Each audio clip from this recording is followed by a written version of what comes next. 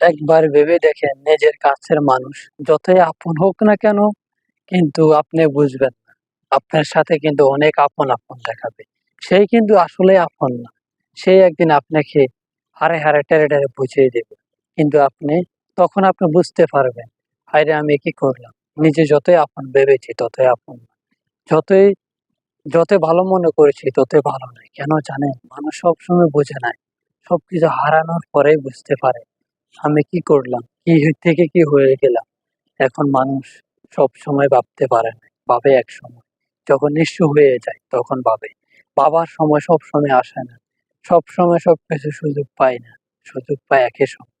যেই সময় সুযোগটা পায় সেই সময় সুযোগটাকে কাজে লাগায়। কাজে লাগাতে তারা চেষ্টা করে। কেন জানেন? সময়টা তো বারবার আসে না। সময়টা একবারে আসে। এইজন্য মানুষ সবসময় কষ্ট পায় না। কষ্ট একবারে পায়। সেটা আজীবনে কাঁদে। কেন জানেন? কাঁদাটা তো কিন্তু বারে, বারে কাঁদে। কিন্তু মানুষটা তো কষ্ট দিয়ে একেবারে চলে যায়। চলে যাওয়ার উদ্দেশ্য হলো কি সে ভালো কিছু খুঁজে পেয়েছে। কিন্তু ওটা তো আপনার মধ্যে থাকবে না। কিন্তু আপনার মধ্যে ওই সুখটা সে পাবে না। তাই এজন্য ছেড়ে চলে যায়। সুখটা এমন একটা জিনিস, সুখের কাছে সবকিছুই হার মানে। কেন জানেন? সুখ জিনিসটা সবাই খুঁজে পায় না। তাই এজন্য সবার দ্বারা সবকিছু সম্ভব হয় না।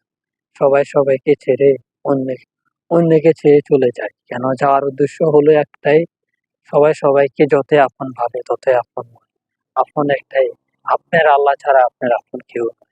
এটাই বাস্তবতা। এবং সমাজের মধ্যে কেউ আপন যতই মনে করেন, কিন্তু একসময় বুঝতে পারবেন আপনটা কি জিনিস।